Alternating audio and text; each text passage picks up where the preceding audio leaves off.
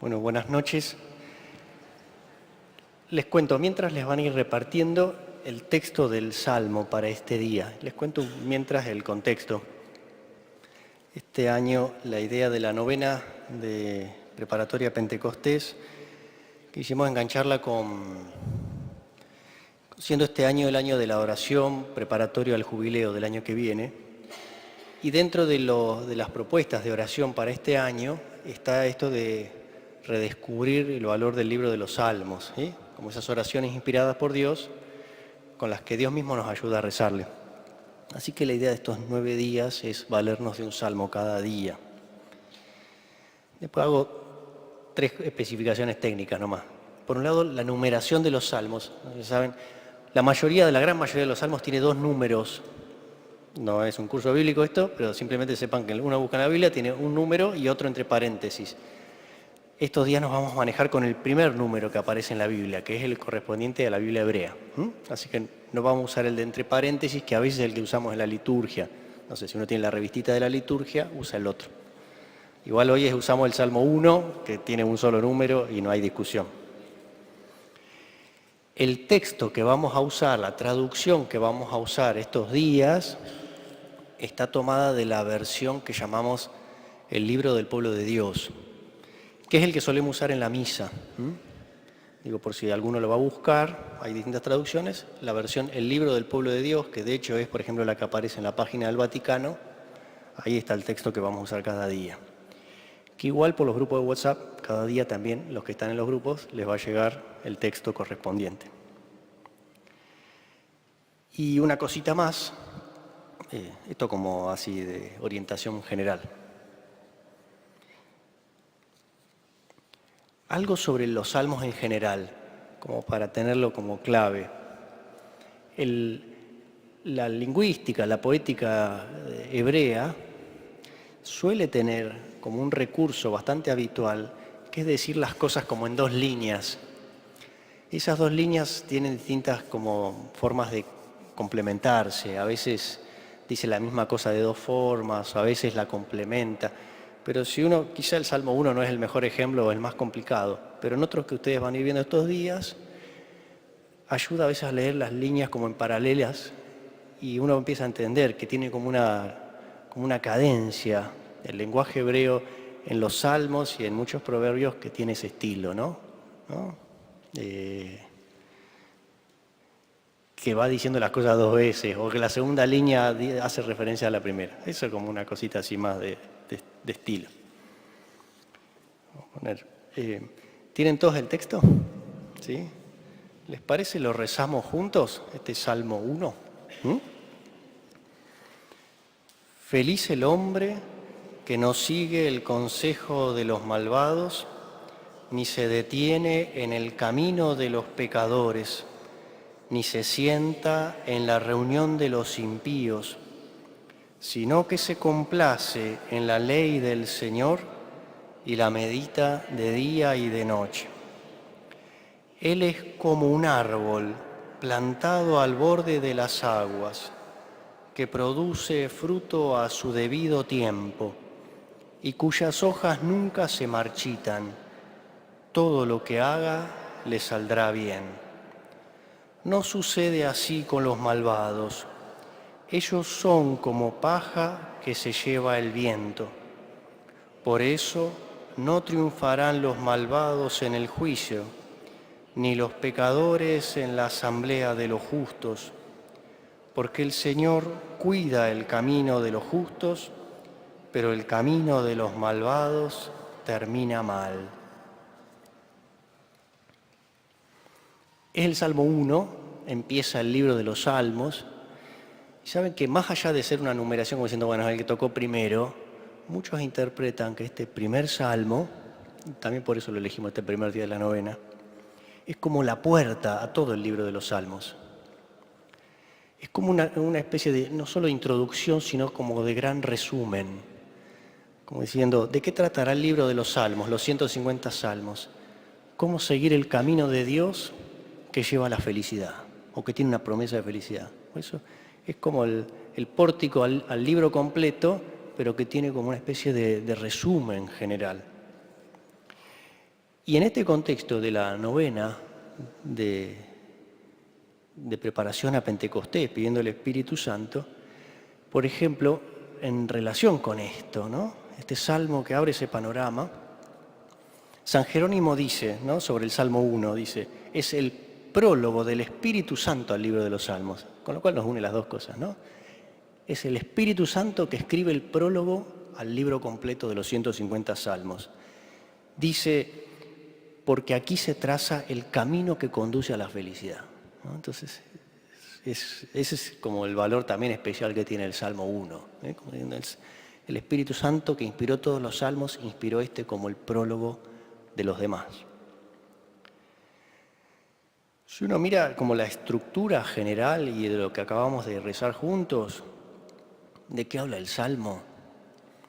Del hombre justo o bueno, en contraposición con el malvado, va a aparecer mucho esa contrariedad, ese contraste, la recompensa de uno y de otro, y en el fondo el camino de uno y de otro. Camino se entiende, ¿no? Es como lo leemos en el Evangelio, es el modo de actuar, como conducir tu vida, ¿no? Y entonces define al hombre justo por las cosas que hace y por las que no hace, y hace uso una comparación que está ahí en el corazón del Salmo, que es una comparación muy fuerte que después vamos a ver. Y después describe al malvado, por contraposición, más cortito, ¿no? ¿Cómo es el malvado?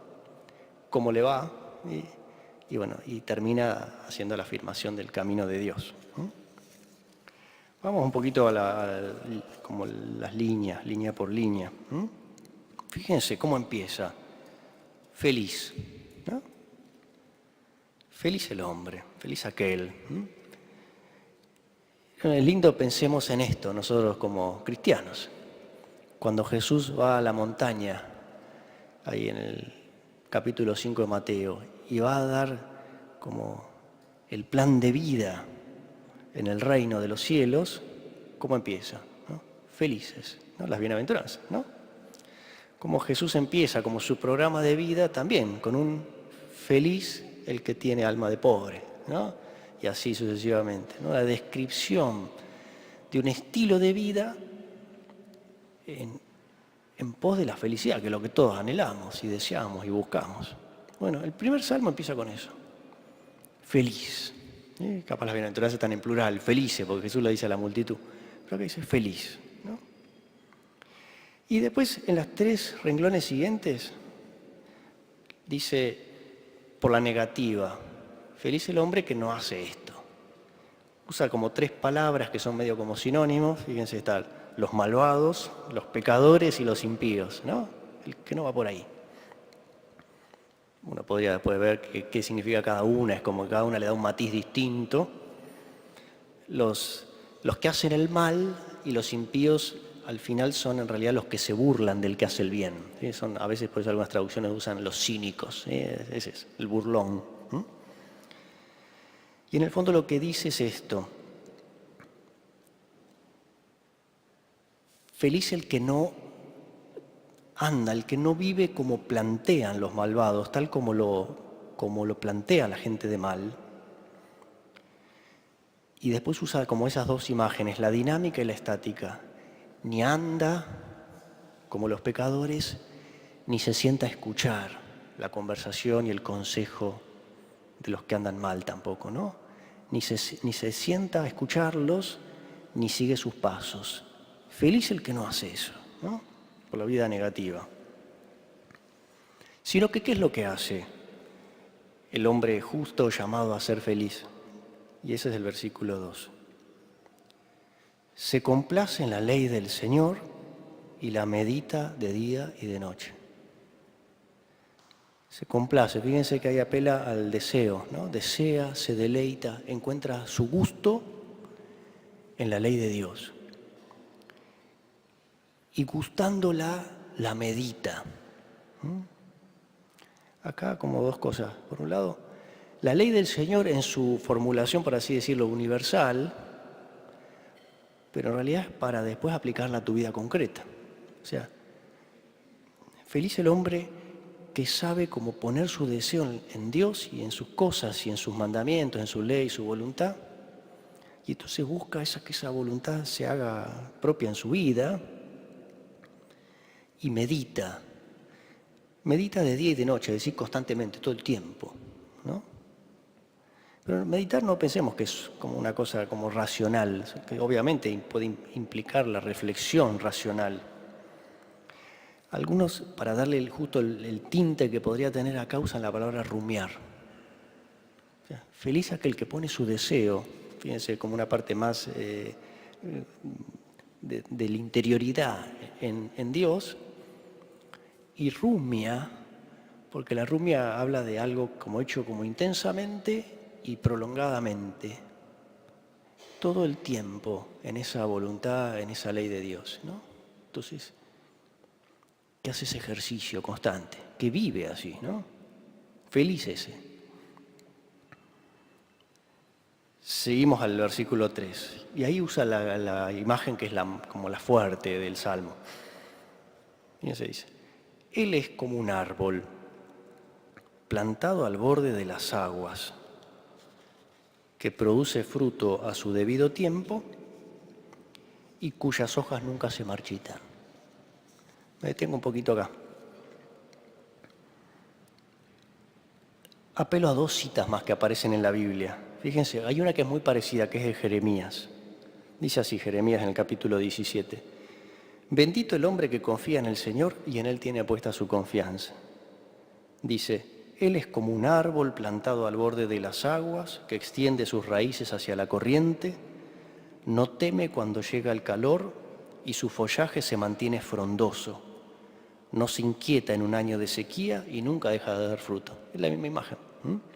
El hombre que confía en el Señor es como un árbol así, que tiene sus raíces en el agua. Y para ir al final de la Escritura, y ya en el Nuevo Testamento, el Apocalipsis, capítulo 22, dice así. Es una imagen, no está hablando de estrictamente en el mismo sentido, pero la imagen es parecida.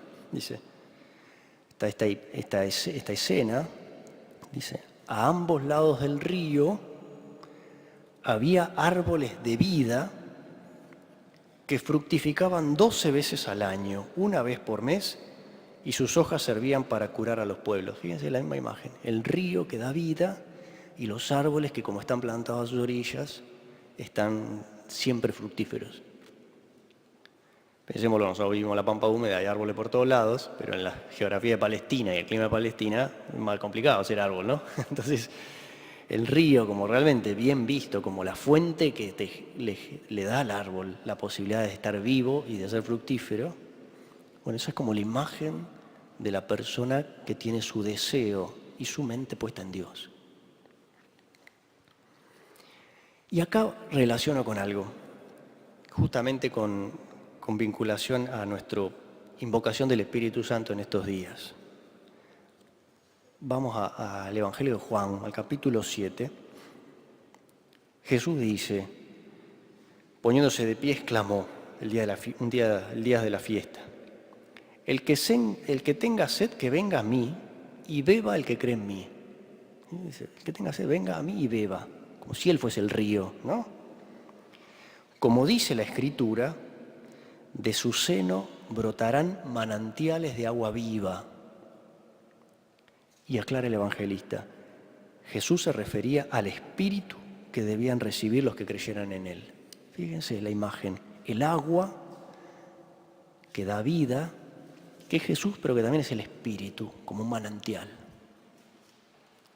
Esta es la imagen. Por eso nosotros con la imagen del Salmo, el río, el árbol plantado al borde del río, que recibe del río su vida, pero ya la revelación de Jesús nos indica, bueno, ¿cuál es el río del que tengo que estar cerca? Jesús, que me da su espíritu.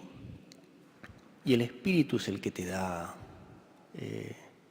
el ser fructífero, ¿no? Esto, fruto y follaje. Podemos pensar también cuando Jesús habla de la vida y los sarmientos, el permanecer en Él, es esto, ¿no? El estar allí, cerca del Señor, recibir su Espíritu, eso es lo que te hace estar vivo. Y termina diciendo ese estrofita, todo esto, usa esta frase, todo lo que haga le saldrá bien. Como muy contundente parece, ¿no? Como diciendo, bueno, si estás así, todo lo que hagas te saldrá bien. La dejamos en suspenso y después vemos un poquito de qué se trata. Vamos al versículo 4, que habla de los malos. No sucede así con los malvados, ellos son como paja que se lleva el viento. Es así. ¿Saben que el término, que traduce el término como paja, el Salmo, en realidad habla de dice estrictamente como de la cascarilla del trigo?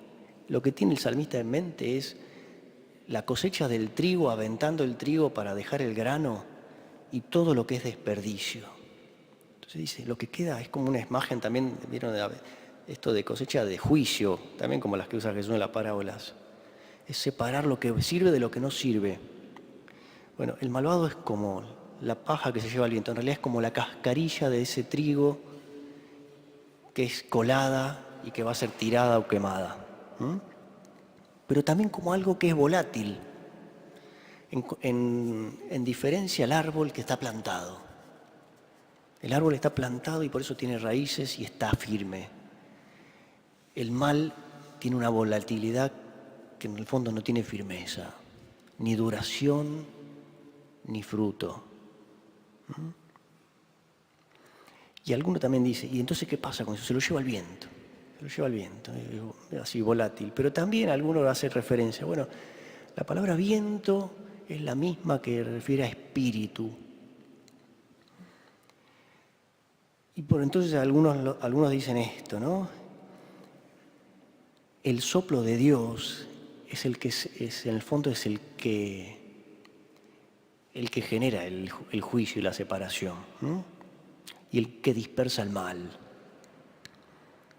Es el soplo con el cual Él renueva la tierra, y renueva y hace su presencia entre nosotros. Pero por eso el viento también puede ser el Espíritu Santo que pone de manifiesto lo que está plantado y lo que es paja que se lleva el viento. También, ¿no? Es una imagen también como para profundizarla desde el Espíritu Santo. Y para no alargarme, voy al versículo 6. El Señor cuida el camino de los justos, pero el camino de los malvados termina mal. Dice así, ¿no?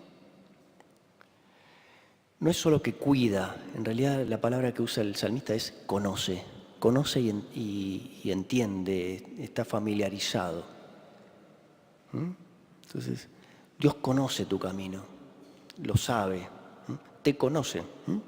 Y en la Biblia conocer no es solo como entender algo racional, es familiarizarse afectivamente. Por eso, acá en algún comentario decía esto. Lo que el Salmo plantea no es un principio moral solamente de portate bien y te va a ir bien, si te portas mal te va a ir mal. Dice, hay como una ley interior en el corazón que tiene que ver con como el árbol, con sus raíces, que implica, dice, una empatía con Dios, una cercanía y una empatía profunda con Dios, no solamente un cumplimiento de una normativa.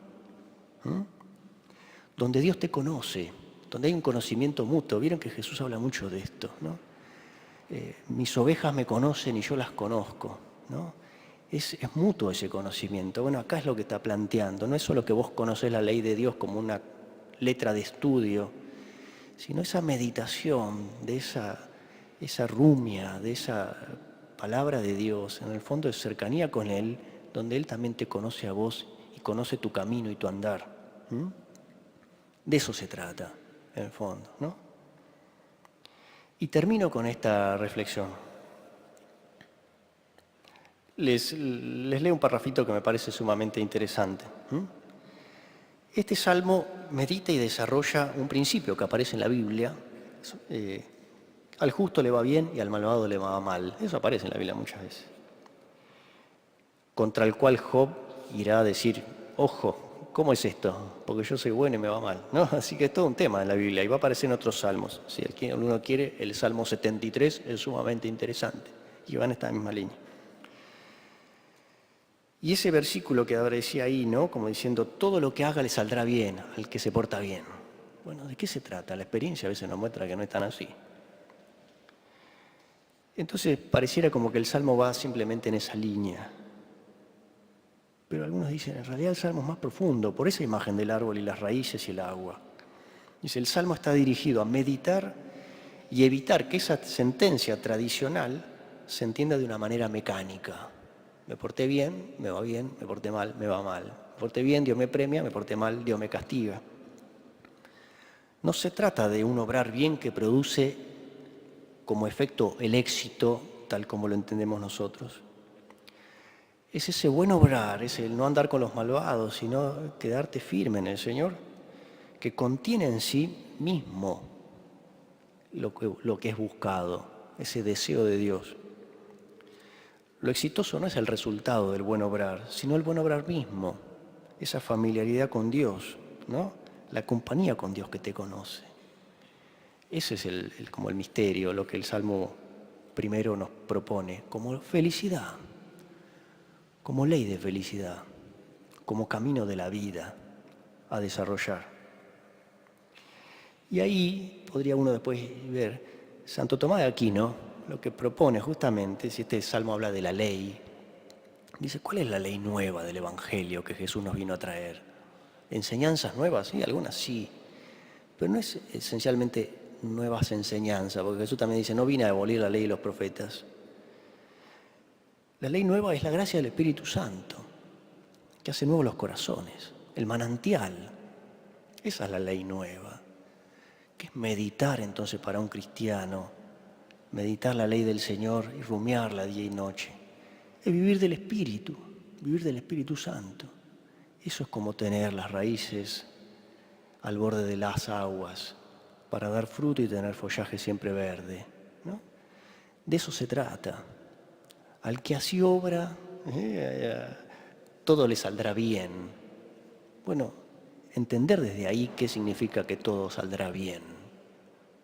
Desde esa óptica de la vida, desde ese andar en la vida. Bueno, los invito, para no extenderme más, si quieren lo volvemos a rezar juntos. Y bueno, y después Dios, cada uno cuando lo medite, hablará al corazón de cada uno. Feliz el hombre que no sigue el consejo de los malvados, ni se detiene en el camino de los pecadores, ni se sienta en la reunión de los impíos, sino que se complace en la ley del Señor y la medita de día y de noche. Él es como un árbol plantado al borde de las aguas, que produce fruto a su debido tiempo y cuyas hojas nunca se marchitan.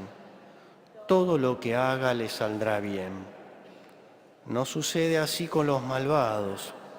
Ellos son como paja que se lleva el viento. Por eso no triunfarán los malvados en el juicio, ni los pecadores en la asamblea de los justos. Porque el Señor cuida el camino de los justos, pero el camino de los malvados termina mal. Bueno, amén. Muy buenas noches.